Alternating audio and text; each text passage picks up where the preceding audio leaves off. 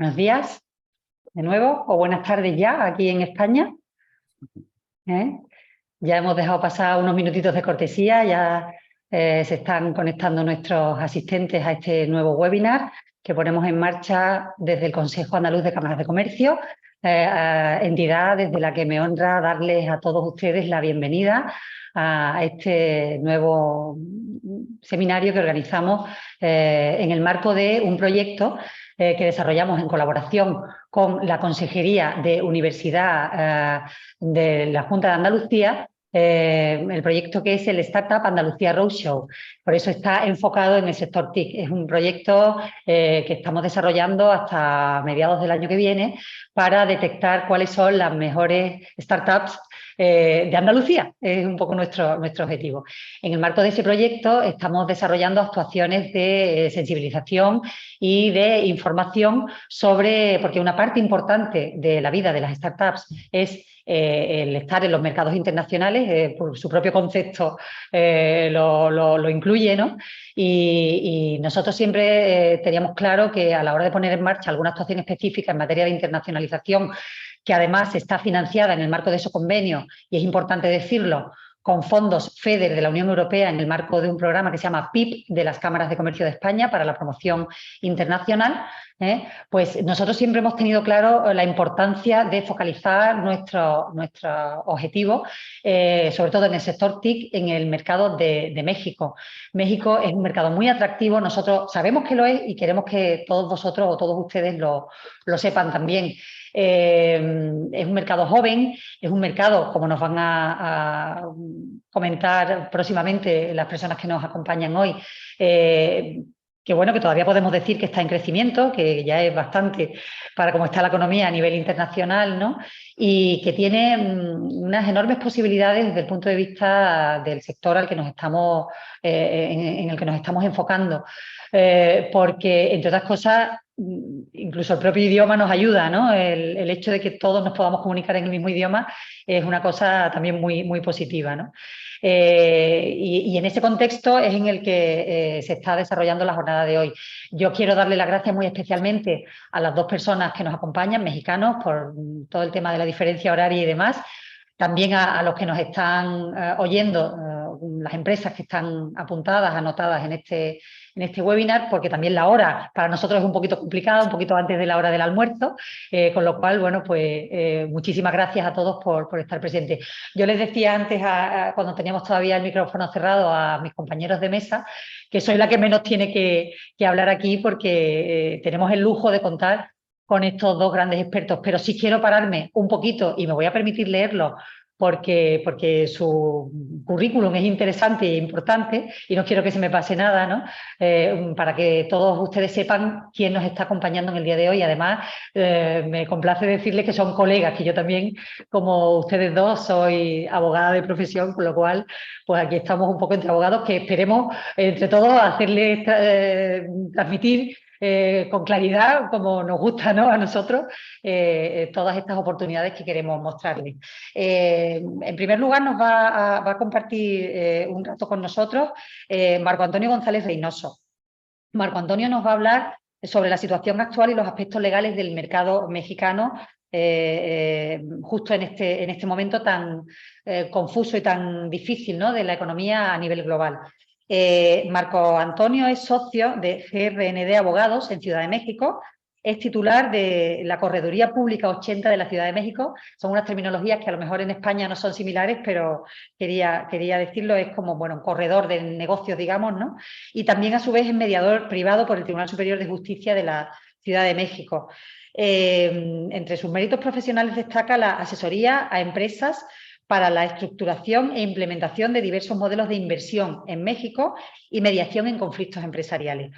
Presta su servicio a diversas sociedades, especialmente del sector financiero, fintech y reestructuración de activos.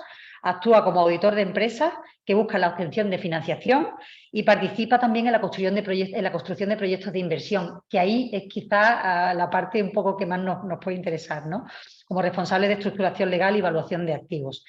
Es licenciado en Derecho por la Universidad Iberoamericana, en la que también cursó una maestría en Derecho de los Negocios Internacionales. Se tituló con la tesis Negocios Internacionales, Blanqueo y Droga. apuntes sobre la globalización criminal.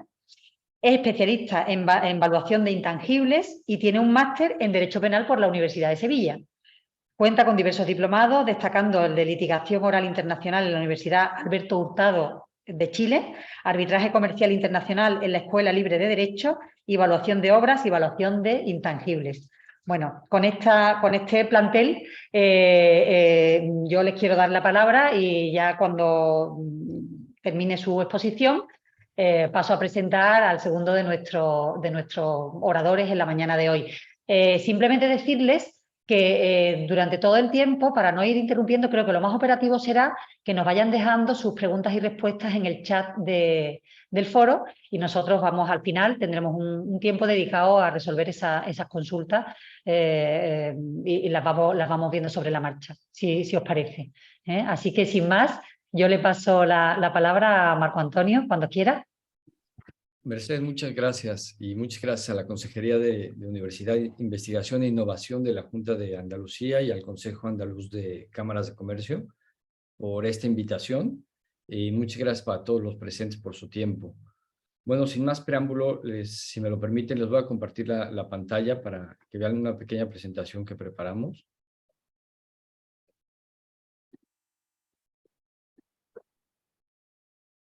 Y bueno, comenzando, pues me gustaría hablar un poco del panorama general en México, como comentaba Mercedes, ante pues un panorama que suele ser, o que en estos tiempos puede ser de incertidumbre. El panorama en México pues es muy particular, confluyen muchos factores en el país que permiten hablar de una economía sólida dentro de México. Entre ellos, pues los aspectos más relevantes podremos hablar de nearshoring, que esta nueva terminología lo que significa es parte de la globalización, del concepto general que todos conocemos de globalización, y lo transforma en regionalización. ¿Qué significa? Bueno, pues a partir de los años 70, comenzó un fenómeno de offshoring en Estados Unidos, que significa que las fábricas comenzaron a partir de Estados Unidos y pues se comenzaron a dirigir a otros países donde la mano de obra era más barata, donde el producir era más barato y mucho más rentable. Se fue transformando y con el nacimiento de Internet en los años 90 comenzó a haber un auge en las empresas de servicios. Esto continúa en el año 2000, pues China se vuelve prácticamente la fábrica del mundo, y en el año 2016 comenzaron a ocurrir una serie de fenómenos. En el año 2016 entra Donald Trump como presidente de Estados Unidos y da un auge al nearshoring con la firma del Tratado de México, Estados Unidos y Canadá. El Tratado de Libre Comercio pues crea una de las zonas de libre comercio más grandes del mundo y da acceso a uno de los mercados más grandes que existe en el mundo. Este fenómeno de nearshoring acelera todavía más en el año 2000 por el tema. Otra vez confluyen una serie de factores, obviamente la crisis COVID, la disrupción en las cadenas de suministro, y si recuerdan el fenómeno, bueno, lo que ocurrió en el canal con el barco Green, que detuvo el comercio internacional pues durante varios días. Esto facilita el nearshoring, que es la regionalización de las áreas de comercio, y el área de comercio de Estados Unidos, México y Canadá se vuelve muy, muy importante. Las industrias clave en México, podemos hablar de la industria electrónica, automotriz, alta tecnología, farmacéutica, aeroespacial, que son las industrias más potentes de México, y claro, la explotación de minerales. Esto en cuanto al sector industrial. Un fenómeno adicional que ocurre en México pues es la integración de cadenas de valor, que va de la mano con el nearshoring. Y esta integración de cadenas de valor pues hace que México, en las industrias, por ejemplo, aeroespacial o farmacéutica, se una a las fábricas que se encuentran en México y en Estados Unidos para crear cadenas de valor y valores añadidos en cuanto a los procesos de producción en términos generales. México, como ustedes saben, es una economía emergente que cuenta con 126 millones de habitantes. y según la OCDE es una economía en recuperación. La tasa de inflación va a la baja, se espera una tasa del 3.3% para el año 2024 y que México se posicione como la novena economía mundial para el año 2050. Esto habla que desde hace varios años, México, independientemente del gobierno o de la política pues más de izquierda, más centro, más derecha, México sigue una línea clara en el desarrollo económico del país, en la explotación de cadenas de suministro, en el beneficio del regionalismo, es decir, en la integración de una economía en Centro y Norteamérica, y en la explotación de recursos minerales. Además, México pues, es un país muy atractivo para el turismo. A nivel mundial, México es el 7º país que recibe turistas y actualmente se están construyendo en el sureste de México más de 1,500 kilómetros de vías férreas, de trenes para el sector turismo y también que van a permitir pues, el traslado de mercancías a través de todo el territorio nacional. Esto pues, va a detonar la industria en el sector sureste del país y va a ser muy atractivo para nuevas empresas. En México, cambiando un poco, ese podríamos resumirlo como el panorama general en México para hacer negocios, y hablando un poco sobre cómo hacer los negocios en México y cómo se estructuran las empresas. Realmente es muy similar los negocios, la estructuración de empresas en México como lo es en España.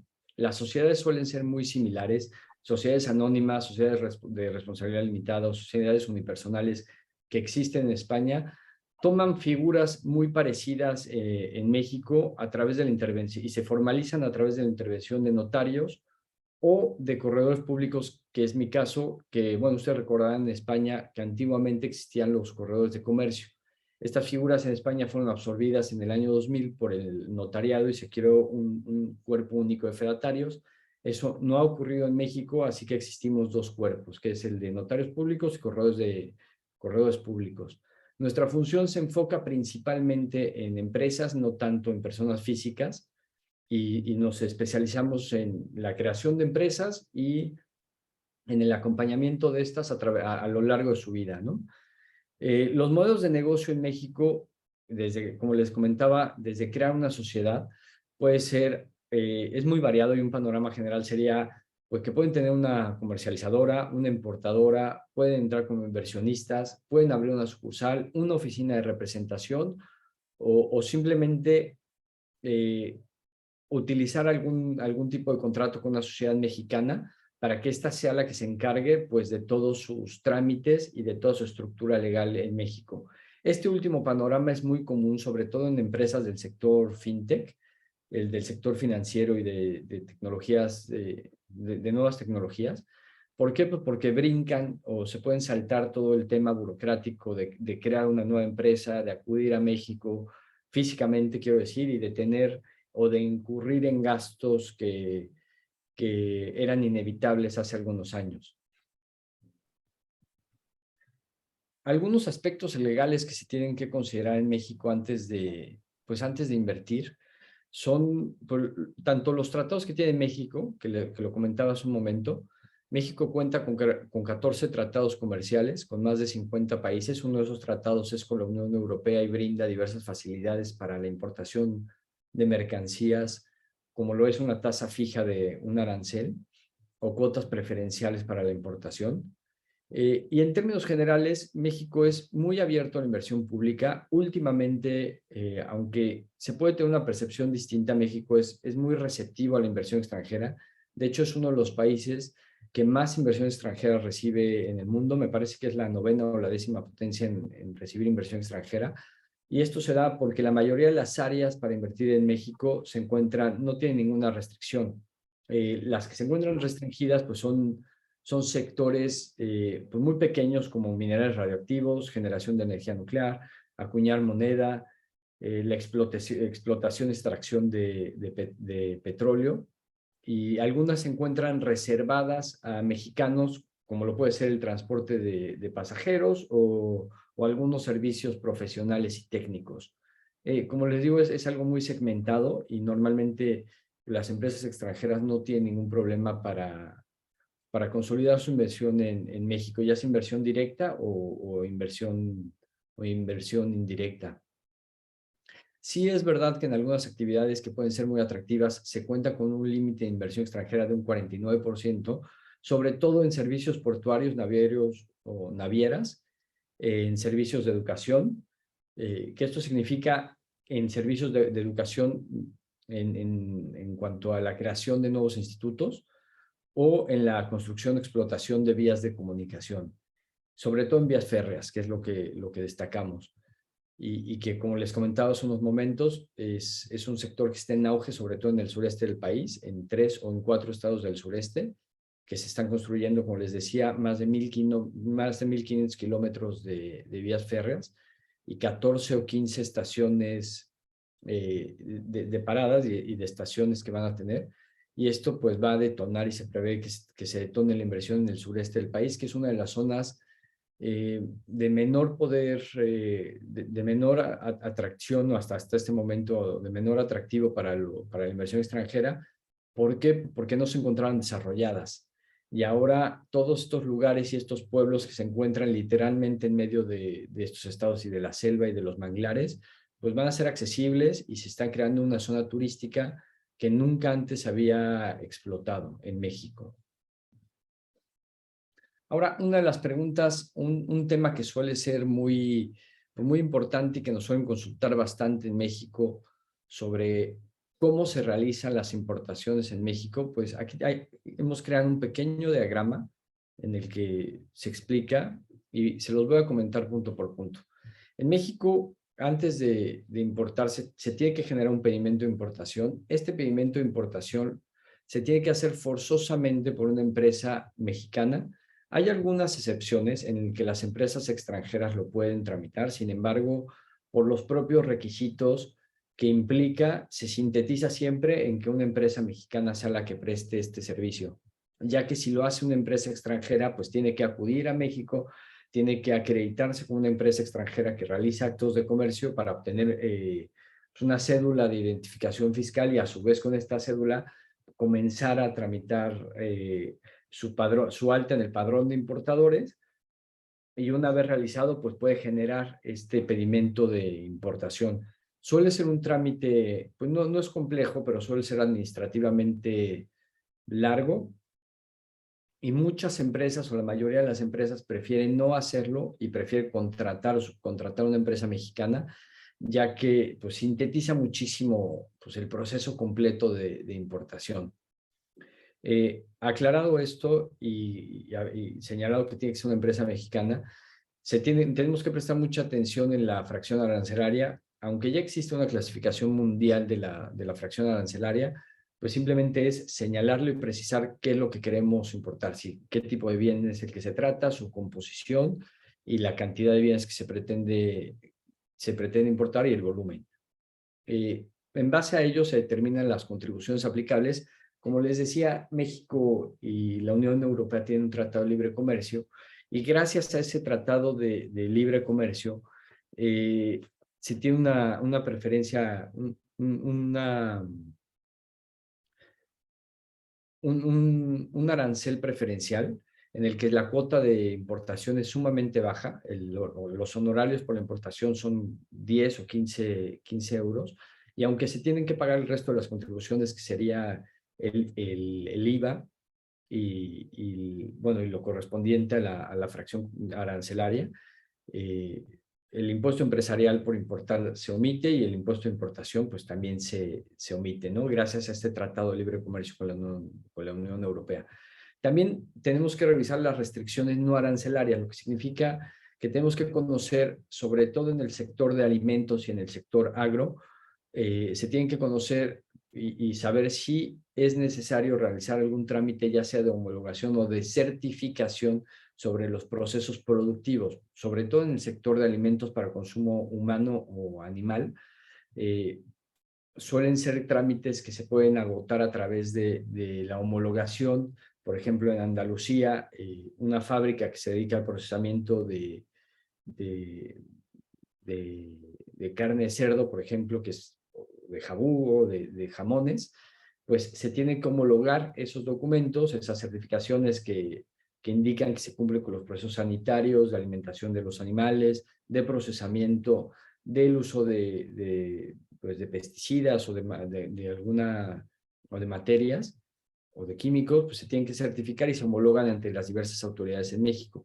Todo este proceso se puede hacer ya sea a través de la agente aduanal o de una empresa que se dedique a importar en México. Estos servicios los suelen prestar empresas o distribuidoras en México que conocen a detalle los procedimientos de importación, y algunas agencias aduanales que ya tienen o que agregan como un plus en la importación, cuentan con algunas empresas del propio grupo que se dedican a hacer este tipo de trámites para facilitar la importación de mercancías. Normalmente, por ejemplo, en el sector electrónico, no suele ser un trámite complicado, y en el sector electrónico pues se tienen que cumplir con procedimientos, con normas oficiales de construcción de los propios productos, y son trámites que se suelen agotar a lo largo de un mes o de 3 semanas. Habiendo agotado y habiendo determinado si tiene restricciones arancelarias o no, se realiza la revisión aduanera. El agente aduanal se limita pues a integrar los documentos y autorizar la importación. Y en esa revisión aduanera, antes de la liberación de la mercancía, suele pasar por un procedimiento aleatorio de revisión, es decir, la autoridad tiene la facultad de revisar aleatoriamente si la mercancía, a través de un semáforo, revisan si la mercancía, el estado propio de la mercancía. Normalmente no nos suele tocar, no nos ha pasado que se detenga la revisión, y cuando nos ha tocado, normalmente en el sector TIC y en el sector de electrónicos, pues son procedimientos muy sencillos y que nunca hemos tenido mayor complejidad en que se libere. Ahora, algunos aspectos legales y obligaciones fiscales que se pueden tener en México, como les decía, si ustedes deciden invertir en México a través de un esquema tradicional, es decir, a través de la creación de una empresa filial o de una empresa de representación en México, pues se tienen que dar de alta en el Servicio de Administración Tributaria. Este servicio lo que genera es la inscripción en el Registro Federal de Contribuyentes, que es el RFC, como se conoce en México, o del CIF, como se conoce en España. Y básicamente pues está grabado todos los ingresos que ustedes lleguen a tener en México, que tengan como fuente de riqueza territorio nacional. O sea, cualquier negocio que desarrollen o cualquier negocio que genere, cualquier ingreso que puedan tener, que tenga como fuente de riqueza en México, se tienen que pagar los impuestos en México. Ahora, hay un tratado también para evitar la doble tributación entre México y España, que comprende el ingreso, los impuestos sobre la renta y el ingreso sobre patrimonio. Y de esta manera, pues los ingresos que se generen en México y que paguen las contribuciones en México, pues evitarían el pago de la doble tributación en España, y lo podrían acreditar en España para evitar esa doble tasa impositiva. Como les decía, esto sobre todo es importante si deciden invertir a través de la creación de una propia empresa mexicana y crear una empresa en México que sea pues, su filial o su empresa de representación. Ahora, algunos aspectos legales en materia de propiedad intelectual en términos generales. Es muy similar como ocurre en España. En México la oficina de registro se llama INPI, que es el Instituto Mexicano para la Propiedad Intelectual. México forma parte de los mayores tratados en la materia, y sobre todo, que seguramente ustedes conocen, el clasificador de Viena o de Niza, ¿no? Entonces, es el mismo clasificador para todo, pues, para México, para Estados Unidos, de hecho, bueno, para Europa y para prácticamente todo el mundo. Y la manera de acreditarlo, pues es, en México se acude a esta oficina, al INPI, se rellenan los formularios correspondientes, se señala que esa marca o esa patente o ese registro, ya se cuenta con ese registro en un país de origen, y de esta manera, pues acredita en México el uso de esa marca que se encuentra registrada en ese tercer país, y se sintetiza de esa manera el trámite. Esto es en términos generales. Obviamente, pues el proceso es particular, ya sea que se trata de una patente, una marca, una denominación de origen, un modelo de utilidad, un secreto, un diseño, o un tema de circuitos integrados, o una protección de nuevas variedades vegetales. Son procesos más particulares, pero en términos generales el clasificador es internacional. México forma parte de la Convención de Viena y el clasificador de NISA es el mismo que aplica en la Unión Europea y en México. Finalmente, me gustaría platicarles un poco acerca de las pasarelas de pago, que es un tema pues, relativamente nuevo en todo el mundo y relativamente nuevo en México. Hace algunos años en México se aprobó una ley que se denominó Ley FinTech. Esta ley se refiere a sociedades financieras digitales, por ponerlo en términos simples. Y estas sociedades financieras digitales, pues aunque son de distintos rubros, como puede ser crowdfunding, que que está muy en auge en estos últimos años, o pasarelas de pago, como es el caso, o algunos como medios de captación de recursos. Es un trámite para crearse una empresa fintech, es un trámite pues relativamente complejo, relativamente largo. Aunque existen ya pues bastantes empresas fintech en México, todavía el proceso pues es muy detallado, es relativamente complejo y relativamente costoso. Por poner un ejemplo, para una pasarela de pago o una empresa de crowdfunding, el gobierno mexicano y las autoridades nos piden acreditar aproximadamente 1,5 millones de euros de inversión, tanto en los medios digitales como en la infraestructura que se tiene que tener dentro del país. Eso es muy importante porque la infraestructura sí tiene que estar dentro del país. Estas pasarelas de pago son muy atractivas porque el mercado pues, de 126 millones de personas, literalmente los bancos se encuentran rebasados y también un poco el costo de administración bancaria en México es muy elevado y estas empresas fintech pues han aprovechado y se encuentran aprovechando estos gaps en el mercado y estos nichos para crear productos financieros novedosos. En lo que nos atañe y lo que puede ser de su interés es que estas pasarelas de pago pues, les permiten a las empresas extranjeras y a las personas extranjeras pues operar en México de una manera virtual muy simplificada.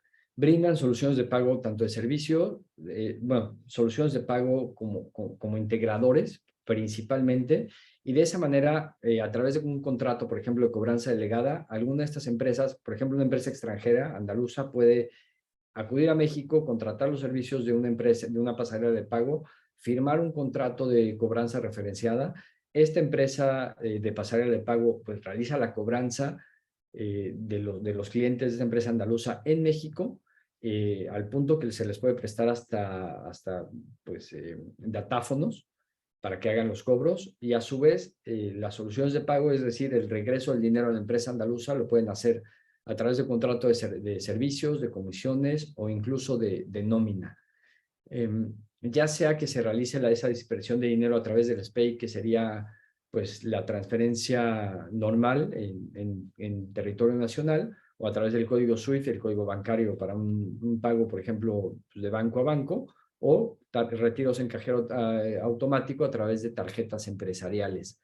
Normalmente estas plataformas de pago están acreditados, tienen un contrato con Visa, con Mastercard y con Cirrus, sobre todo para empresas extranjeras que a su vez tienen pagos en Estados Unidos, ya que Cirrus no es tan conocido, tan aceptado como puede ser Visa o Mastercard. Estas tarjetas son sumamente personalizables, es decir, tenemos clientes que, bueno, al punto que literalmente la impresión de las tarjetas pues lleva el logo de la empresa, las aplicaciones que se utilizan pues están sumamente personalizadas, y de esta manera esta empresa, ustedes como empresa extranjera podrían participar en el mercado mexicano y olvidarse completamente de la parte administrativa tradicional de crear una empresa, darse de alta en seguridad social, hasta pago de impuestos, porque estas pasarelas de pago pues ya lo tienen todo, integrado, ¿no?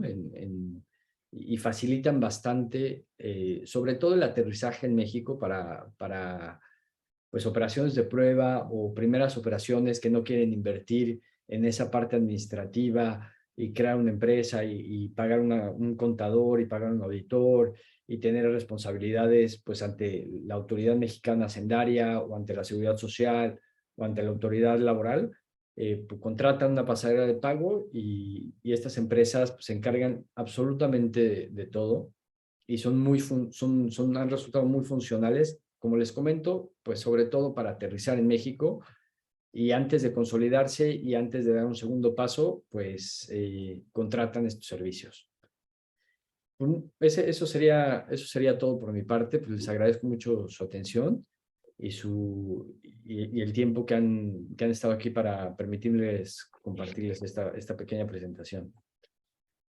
Muchísimas gracias, Marco Antonio, y sobre todo por tu puntualidad en el cumplimiento de los tiempos que nos tenemos marcados en este rato que estamos compartiendo hoy. Muchísimas gracias, muy interesante. Ya no sé si luego ya habrá ocasión de comentar algún tema. A mí me ha parecido muy interesante, sobre todo por el sector de empresas al que nos estamos dirigiendo, esto último que has estado comentando de la forma de trabajar a través de pasarelas de pago y todo el tema de la propiedad intelectual, ¿no? Porque estamos hablando de empresas productoras de servicios más que de, digamos, cosas más intangibles, ¿no? Que hay que proteger. Con lo cual, yo creo que ha estado muy oportuno, muy interesante y sobre todo esa concisión en los tiempos que te agradecemos mucho. Ya luego más adelante tenemos oportunidad de comentar y yo sin más le quiero presentar también a la otra persona que nos acompaña esta mañana, que es Michel Hernández Tajoya, que nos va a hablar de las oportunidades del sector TIC, del sector de negocio TIC en México y en general en Latinoamérica. Nos va a dar un panorama global de cuáles son esas oportunidades que tenemos desde España para poder acercarnos a este mercado que estamos conociendo hoy. Michel, permítanme que les presente. Michel es director general del Observatorio de las Telecomunicaciones de México. Y yo sé que él luego nos va a presentar brevemente qué es esto del Observatorio de las Telecomunicaciones. Es además abogado, egresado de la Universidad Iberoamericana de Ciudad de México y maestro en Derecho con especialización en competencia económica por el King's College de Londres, en Reino Unido. Ha sido asesor jurídico del comisionado presidente del Instituto Federal de Telecomunicaciones mexicano, socio de ACETIX SC, firma especializada en Derecho de las Telecomunicaciones, y actualmente es socio de MHT Consultores, que es una firma que se dedica a la asesoría regulatoria y de negocios para la entrada y expansión de empresas a diversos mercados en México. Y además es, como les digo, director general de Observatel AC, que es el Observatorio de las Telecomunicaciones de México, autor además de diversos ensayos y publicaciones en materia de telecomunicaciones y tecnologías de la información y de la comunicación, y profesor de Derecho de las Telecomunicaciones y Regulación de las TIC en la Universidad Panamericana y la Universidad Iberoamericana de la Ciudad de México. Con este lujo de ponente que también hoy nos acompaña, sin más, le doy las gracias, la bienvenida y le paso la palabra a Michel cuando quieras. Al contrario, Mercedes, muchísimas gracias a ustedes por la invitación. Gracias a la Consejería de Universidad, Investigación e Innovación de la Junta de Andalucía y al Consejo Andaluz de Cámaras de Comercio. Es de verdad un gusto iniciar el día platicando desde México con España y platicando sobre estos temas que en lo personal pues me apasionan y espero poder transmitirles un poco la situación actual y algunas de las principales tendencias que estamos observando recientemente en el mercado mexicano en materia de tecnologías de la información y la comunicación. Sin duda, y como ya lo decías tú y también lo puntualizo un poco Marco, hay muchas oportunidades. Es un sector que la economía en general, como decía Marco, en México está en recuperación y particularmente el sector TIC se está abriendo muchísimo a diversas oportunidades en sectores que son clave y también en tecnologías que son clave. Entonces, un gusto y muchas gracias también a todos los asistentes. Voy a iniciar a compartir una breve presentación también y voy a poner mi cronómetro para no abusar del tiempo y también para permitir que se quede un espacio para preguntas también. A ver.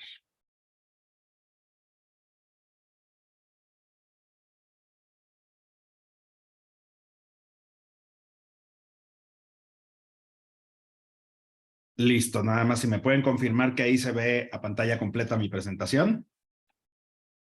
Perfecto, Michel. Perfecto, bueno, pues iniciamos de lleno. Como les decía, este es un panorama global del sector de las tecnologías de la información y la comunicación en México.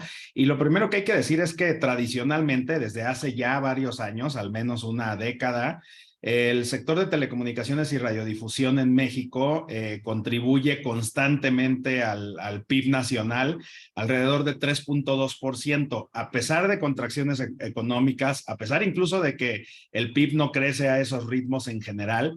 El sector de telecomunicaciones y radiodifusión siempre se ha mantenido como uno de estos subsectores que están generalmente en el top 10 de contribución al PIB nacional, y eso nos da muestra un poco de la importancia de este sector y también de que las inversiones aquí no se detienen. Entonces, es un buen indicador para anticipar lo que estamos viendo.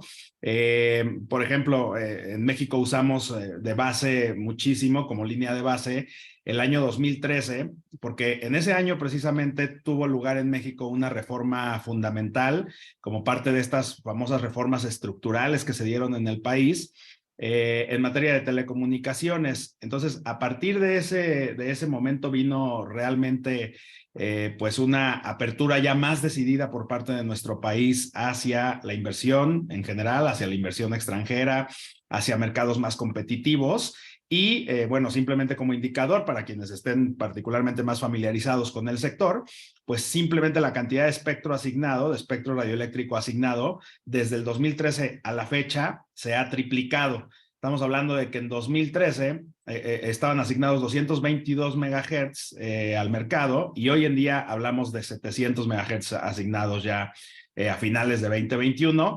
Y esta tendencia pues podemos anticipar que siga, porque precisamente como parte de estas reformas estructurales y de la nueva legislación en materia de telecomunicaciones, en el caso de México anualmente se tiene que estar planeando y poniendo a disposición del mercado espectro radioeléctrico. Entonces este ha sido un impulsor importante. En cuanto a accesos, México sigue siendo un país con algunas brechas. Ahora voy a profundizar un poco más en ellas. Pero importante decir, pues, que en términos de acceso a Internet, contamos ya con alrededor del 5.6% de la población conectada, lo que representa alrededor de 88.6 millones de personas de 6 años o más. Quizás como dato nada más contextual, pues los planes promedio, por ejemplo, en acceso a banda ancha fija y sobre todo en hogares, oscilan entre los 10 y los 100 megabytes, lo cual es una gran diferencia en relación con lo que teníamos hace tan solo unos 12 años quizás. Y en cuanto a acceso a banda ancha móvil, sin duda este ha sido uno de los grandes detonantes del sector TIC en México. La mayoría de la gente en este país se conecta a través de un equipo móvil, y hablamos de que pues alrededor de 86% de habitantes del país están conectados a banda ancha móvil. La inversión, usando nuevamente esta línea de base de 2013 a 2018, ha sido significativa, de alrededor de 811,000 millones de pesos, que son alrededor de 40,000 millones de euros, de la cual el 74% se ha ido a infraestructura. Y este dato me parece a mí muy importante, porque nos habla un poco de, pues, esta, digamos, capa, por llamarle de alguna manera, a la que se está yendo buena parte de la inversión, y obviamente que es finalmente la capa que soporta todo este ecosistema del sector TIC, ¿no?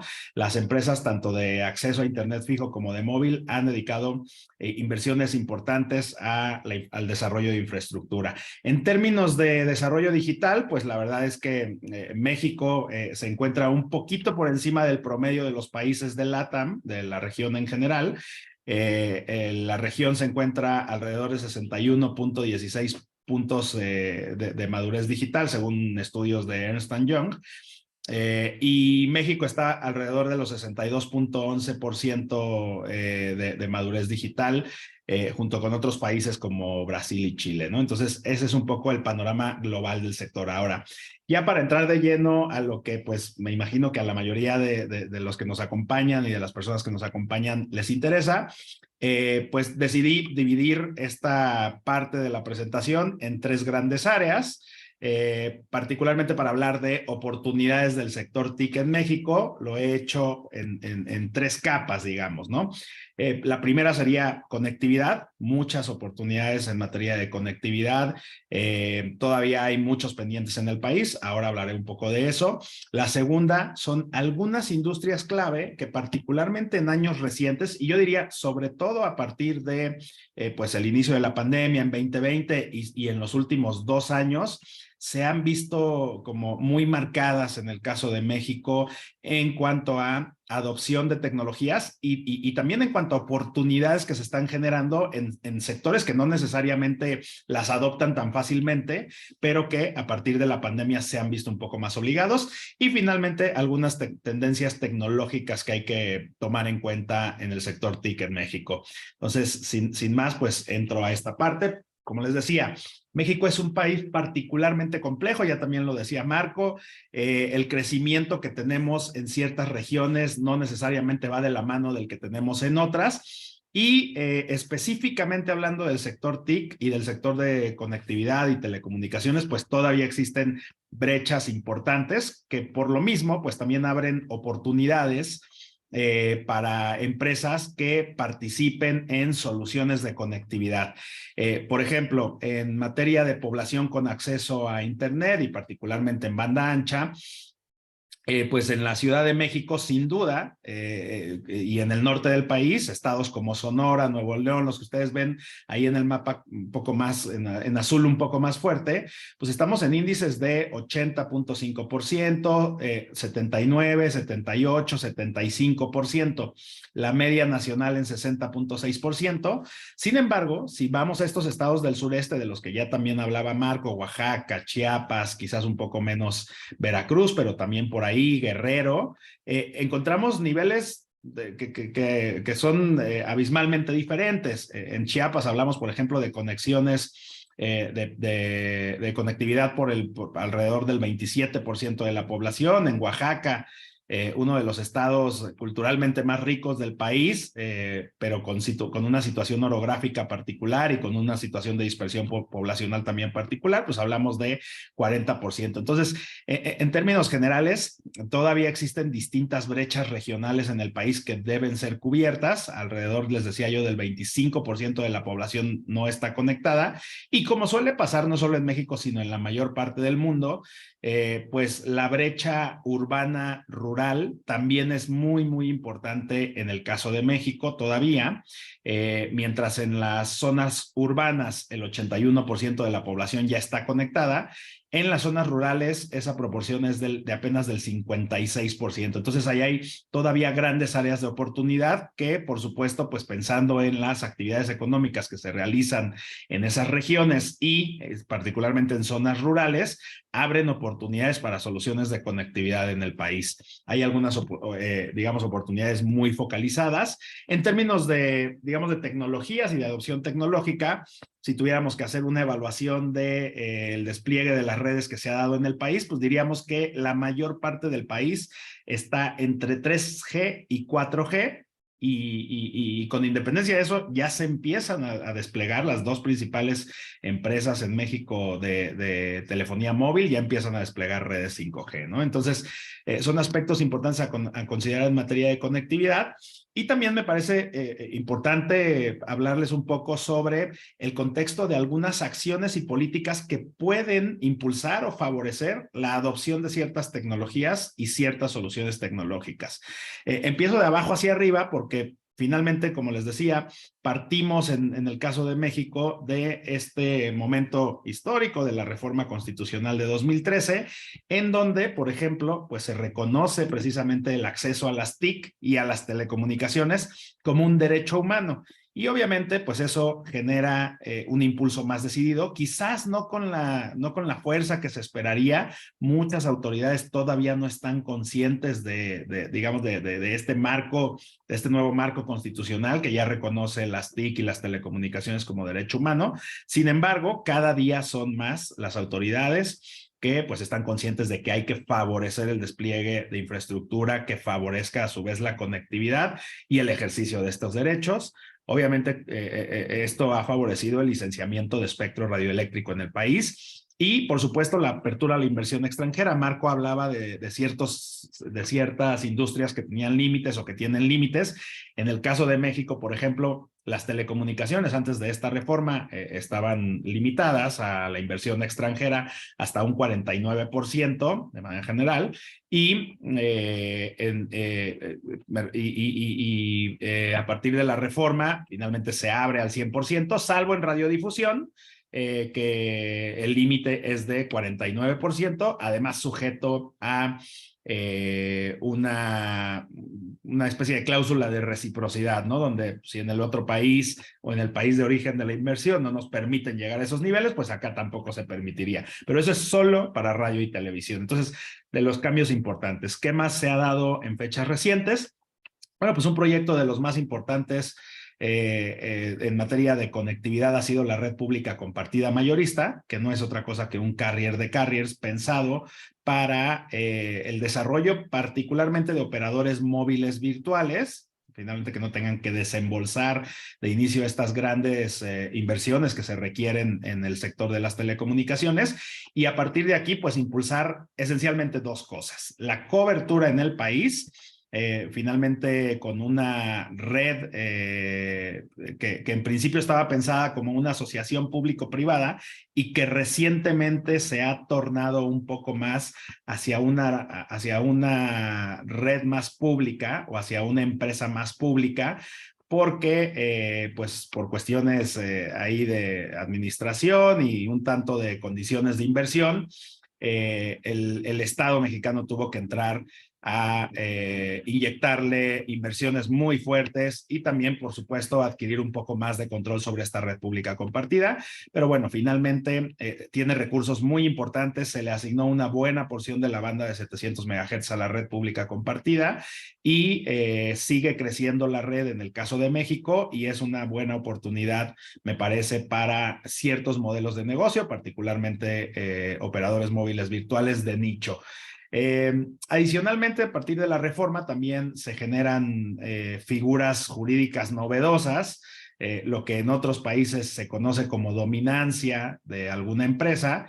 En México se establece una línea que es aquel que tenga 50% o más de usuarios, de capacidad de redes y otra serie de elementos, pues se le va a clasificar como preponderante, y esto obedece a razones históricas, a una serie de barreras que se tuvieron durante mucho tiempo para generar precisamente la apertura del mercado a partir de particularmente dos actores: Televisa en radiodifusión y Telmex o el Grupo de América Móvil en general en telecomunicaciones. Se establece esto en la reforma constitucional y se ordenan, entre otras medidas, y estas son las más recientes, pues la separación funcional, con lo cual se otorga acceso a red y a acceso obviamente obligado y desagregado para la empresa preponderante a elementos de red para servicios tanto fijos como móviles. Y también se obliga al preponderante a ofrecer condiciones de replicabilidad técnica y económica en sus ofertas. Y bueno, no me detengo mucho en los tratados de libre comercio, porque ya lo mencionaba Marco. Sin duda, el TEMEC, el Tratado de México, Estados Unidos y Canadá, ha sido un detonante que todavía no con la fuerza que se esperaría por diversas cuestiones geopolíticas particularmente, pero sin duda ha impulsado, porque además trae dos capítulos, uno de comercio electrónico y uno de telecomunicaciones, que pueden favorecer la inversión. Y justo ahora pasamos por la modernización del Tratado de Libre Comercio con la Unión Europea, que trae también aspectos muy importantes en cuanto a comercio digital y propiedad intelectual.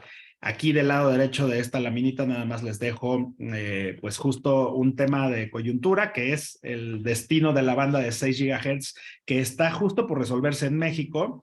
Hay una propuesta del regulador para abrirlo a uso no licenciado.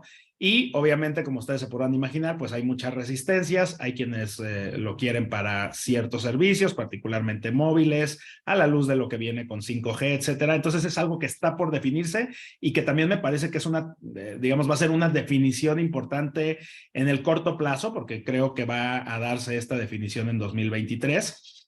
Sobre las posibilidades de negocio que se pueden abrir en el sector. Entonces, si quieren, después profundizamos un poco más. Como les decía, en la segunda capa, yo quise incorporar algunas industrias clave que por sus características o por su relevancia en nuestro país están adoptando servicios de tecnologías de la información y la comunicación de una forma o más natural o más acelerada, particularmente a partir de la pandemia.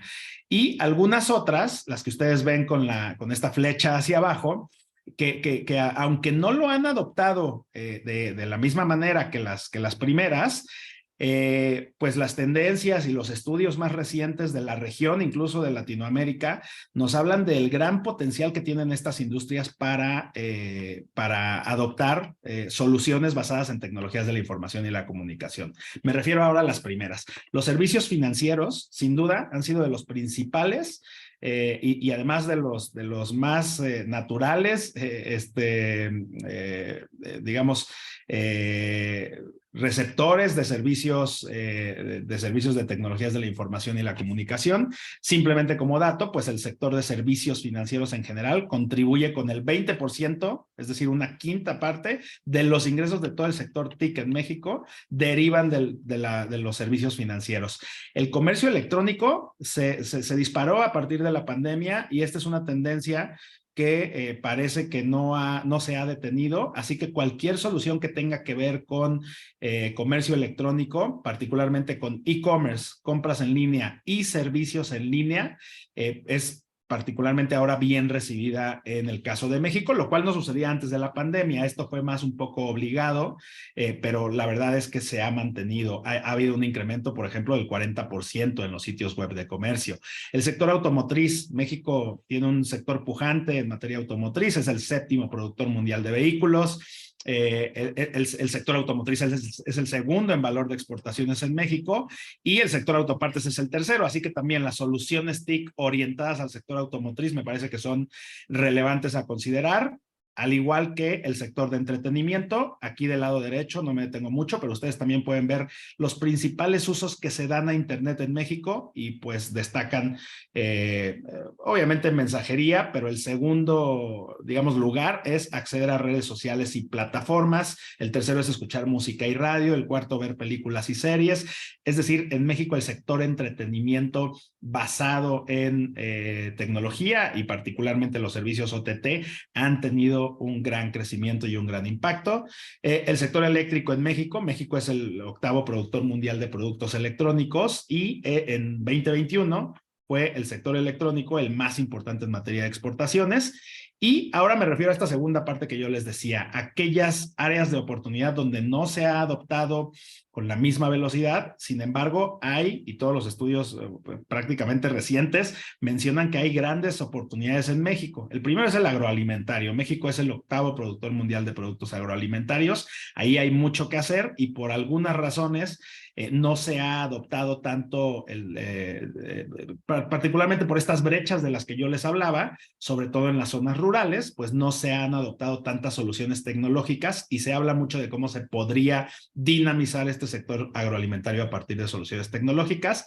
La minería, en donde el análisis de datos y la automatización de procesos suelen ser importantes para la reducción de costos y para el mejoramiento de procesos, también ofrece grandes oportunidades y todavía no se aprovecha las soluciones del sector TIC que podrían darse. El sector de logística también, un sector con creciente demanda entre pymes, particularmente para servicios de análisis de datos, de inteligencia artificial, de machine learning y bueno, esencialmente esos 4 servicios. Y la manufactura, con algunas excepciones que sí han adoptado soluciones tecnológicas, pero también es un sector que no lo ha hecho con la misma velocidad que, por ejemplo, la manufactura en el subsector electrónico o en el automotriz, y hay mucho que hacer en cuanto a sensores, en cuanto a software, robótica y análisis de datos y automatización. Y bueno, esta es mi última, ya para dejarles este panorama general sobre las tendencias tecnológicas que también estamos viendo en el caso de México. Entonces, sin duda, sobre todo en fechas recientes, el tema de ciberseguridad ha sido, y yo les diría, fue durante 2022 el tema de discusión que más ocupó espacios en el país, incluso en el Congreso. se iniciaron discusiones para la posibilidad de emitir una ley de ciberseguridad, y esto pues es precisamente porque México ha sido un blanco constante de ataques tanto hacia el sector público como al privado, uno de los más recientes precisamente a las Fuerzas Armadas a través de la Sedena. Aquí tienen ustedes algunos datos: 85 millones de ataques solo durante el primer semestre de 2022 se recibieron en el país. México es el segundo país más atacado en la región Latinoamérica y el cuarto a nivel mundial. Entonces, soluciones de ciberseguridad son muy, muy demandadas últimamente. Y además las empresas, PIB, sobre todo medianas y grandes, pero cada vez más las pequeñas también, empiezan a estar más conscientes de la necesidad de invertir en ciberseguridad. Cómputo en la nube, otra tecnología que también a partir de la pandemia ha sido muy, muy empleada. Es notorio cómo se dio un gran crecimiento, que incluso se habla de un crecimiento de 40% a partir de la pandemia en la región latinoamericana en inversiones en cómputo en la nube. México obviamente formó parte de esta tendencia.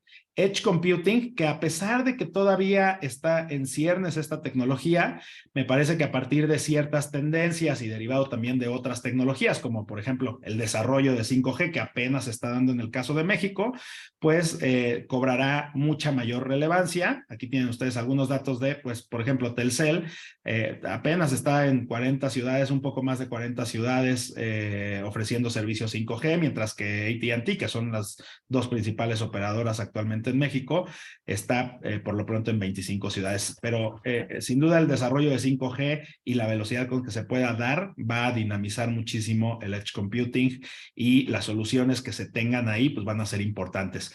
Por otro lado, el aprendizaje automático, a partir del crecimiento acelerado de servicios también de, como les decía yo, de entretenimiento, la omnicanalidad. De hecho, cuando se les pregunta a los CEOs sobre todo de grandes empresas en México y de medianas, pues nos refieren que la omnicanalidad va a ser muy, muy importante. Y además, los consumidores mexicanos ven la complementariedad entre distintos canales más que la sustitutabilidad. Entonces, esto es bien importante. Marketing digital ha sido creciente. Y finalmente, automatización de procesos y analítica de datos. México ha crecido 30% en toma de decisiones basadas en datos en tan solo un año, es decir, del 21 al 22. También no quería dejar de mencionar esto que ven en la parte superior derecha de capacitación de recursos humanos. Es un hecho y también estuvo en la discusión en el caso de México, que se requieren más recursos humanos orientados al sector digital, así que si existen soluciones por ahí para capacitación en estas materias, son muy bien recibidas. De hecho, el 31.6% de las empresas han tenido problemas para encontrar capital calificado, capital humano calificado en sectores TIC, y hay un déficit de 300,000 especialistas en ciberseguridad en México, lo que nos habla de la importancia de avanzar en esta materia. Y bueno, simplemente algunas tendencias tecnológicas, algunas encuestas que nos hablan un poco de pues, la importancia que va a tener el sector TIC en México. En 2023, de acuerdo con Red Hat, las empresas de México incrementarán sus gastos para compra de TI hasta 40% de sus presupuestos. Se está generando esta conciencia. Aquí hay algunas tendencias que les dejo en la parte central de la presentación, que por supuesto les comparto. Y bueno, yo quisiera ya no robar más tiempo. Les agradezco mucho su tiempo y su atención. Aquí tienen los datos de contacto y con gusto pues estamos atentos a sus preguntas y a sus dudas, inquietudes, etcétera. Muchísimas gracias, Michel. Lo mismo, ceñido a los tiempos que nos habíamos marcado, así que fenomenal, muchísima información, muy interesante y la verdad es que al final el mundo es global y realmente algunos de los problemas que están encontrando las empresas mexicanas también los encontramos nosotros aquí, ¿no? Esa falta de personal cualificado, Bueno, eso es, digamos, común, ¿no? Nosotros, de hecho, en el Consejo de Cámaras, en estas colaboraciones que estamos haciendo público-privadas con el Gobierno de la Comunidad Autónoma, organizamos esos foros de debate que nos marcan un poco por dónde tenemos que ir, porque efectivamente los temas de ciberseguridad son cruciales. Aquí también, y quizás abro un poco el debate, hay alguna pregunta en el chat que ahora paso a comentar, pero aquí también tenemos también digamos esas necesidades, ¿no? de resolver ese tipo de problemas tecnológicos. De hecho, una de las preocupaciones importantes del sector público aquí ahora mismo es el tema de apoyar a las pequeñas empresas en sus procesos de transformación digital. Y en eso estamos. Yo no sé si en México, no creo tanto a nivel federal, no lo sé, pero a lo mejor a nivel de gobierno, digamos ya más local, ¿no? De Estado federal, no sé si hay también estos programas de apoyo a la transformación digital de la pequeña empresa que está habiendo aquí en España, ¿no? Nosotros tenemos ahí en ese sentido mucho apoyo de la Unión Europea, eso también es cierto, pero no sé si en México también tienen esos programas públicos de ayudas a la transformación digital de las empresas. En México se tienen en menor medida y también depende mucho del estado. Quizás pasé muy rápido ya por cuestión de tiempo una de las láminas donde venía el mapa de México, pero justo hay análisis, hay un análisis reciente que nos dice, por ejemplo, cómo la Ciudad de México, Guanajuato y Colima, que son estados, bueno, la Ciudad de México obviamente la calificamos como el centro, y la zona del Bajío en México, son estados que se están preocupando por políticas públicas precisamente que atiendan la transformación digital de manera transversal, y muchas de ellas pasan por estos programas de apoyo a pequeñas y medianas empresas para la transformación digital. Sin embargo, pues hay muchos otros estados que realmente no lo tienen entre sus prioridades, y ese es uno de los graves problemas que vemos en México. Mientras hay ciertas regiones, ciertas entidades que están muy preocupadas por avanzar en esta materia, pues hay otras que simplemente no lo tienen realmente entre sus prioridades en este momento, aunque sí se han visto esfuerzos a nivel federal, sobre todo de la Secretaría de Economía, aunque vivimos un momento político complejo también, hay muchos cambios en la Secretaría de Economía recientemente, pero sí se han visto esfuerzos y colaboraciones con empresas, sobre todo grandes, ¿no? Pero también, a su vez, con pequeñas y medianas empresas a partir de esta política industrial que recientemente anunció la Secretaría de Economía y que yo espero que realmente siga su curso, pero varía mucho de una entidad a otra y de un estado a otro y de una región a otra, por supuesto. Muy bien, muchas gracias. Había una pregunta en el chat de Laura de la Rosa, pero no sé, por algún motivo la ha eliminado. Iba dirigida a Marco Antonio y era un tema relacionado, no sé si Marco Antonio ya la ha contestado en el curso de... ¿Qué tal, Mercedes? Perdona, Sí. justo me equivoqué de botón y justo la estaba respondiendo por escrito, pero mira, ya que me das oportunidad, le Está comento. relacionada con un tema de distribución de productos, ¿no? Sí, Laura pregunta que en términos de distribución, ¿qué aspectos legales deberían de tenerse en cuenta? Y al mismo tiempo, si sería mejor acceder al mercado a través de un distribuidor o de un agente comercial. Laura, en términos generales, los aspectos legales a tener en cuenta es la forma ¿quiénes son tus clientes finales? ¿Dónde se encuentran? ¿En qué zona del país se encuentran? ¿El volumen de importación o de exportación que vas a manejar? ¿Dónde vas a colocar tus productos? ¿Qué tipos de productos son? Es decir, cualquiera de los dos escenarios, tanto con un distribuidor que se encargue de realizar todo el trámite desde la importación hasta la colocación en punto final de venta, o sea que lo hagas a través de un agente comercial, tienes que cuidar los mismos aspectos. Es decir, que la gente aduanal y la empresa que se encargue de realizar el trámite de importación pues lo haga bien, lo haga en tiempo, lo haga en forma y no tengas ninguna implicación en la liberación de mercancías a través de la aduana. Y lo segundo, para la entrega de mercancía y tema de pagos, si tú decides hacerlo a través de un distribuidor, pues normalmente los distribuidores realizan las remesas, es decir, el envío de dinero al extranjero a través de una factura que tú le puedas emitir en España y te lo mandan a través de un código SWIFT, es decir, de banco a banco. Y si lo haces a través de un agente comercial y tú vas a cobrarle directamente a tu cliente final o a los puntos de venta, lo puedes hacer de cualquiera de los dos esquemas que comentábamos, ya sea a través de la creación de una empresa filial tuya en México, que a su vez tenga su propio CIF, si tiene empleados, pues sus propios empleados, si se encargue de esas responsabilidades en México, o a través de alguna de estas empresas fintech que te preste ese servicio de integración y tú únicamente te limites a recibir las utilidades a través de un código SWIFT o a través de algún tipo de tarjeta Visa o a través de un medio de pago electrónico.